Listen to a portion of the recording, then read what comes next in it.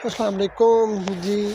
Weather change होना शुरू हो गया तो थोड़ी थोड़ी गर्मियाँ आ रही है, तो ये इसकी फिर से गुडाई शुरू कर दी है। पहले सर्दियों में गोबर डाली थी इसके अंदर, उसके से पहले इसकी गुडाई की थी, अभी फिर से गुडाई की है। मतलब पानी नहरी जब भी आएगा तो पहले उसको इसके ऊपर पोटाशियम लगाएंगे, उसके जो मतलब होते हैं खाद पोटाशियम की, वो इसके अंदर डालेंगे, उसके बाद इसको पानी लगेगा।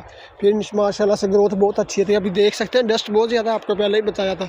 और माशाल्लाह जितने भी पौधे हैं, एक का भी कोई वेस्टेज नहीं है। इवन छोटे छोटे पौधों को भी फल लगना शुरू हो जाता है।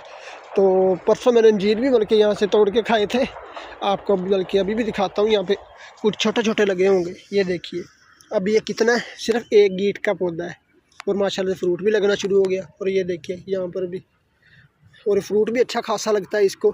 अभी इसी एज में इतना लग रहा है तो खुद ही हिसाब लगा लीजिएगा कि जब बड़ा होगा तो कितना माशाल्लाह से लगेगा। और ग्रोथ भी बहुत अच्छी जा रही है माशाल्लाह से।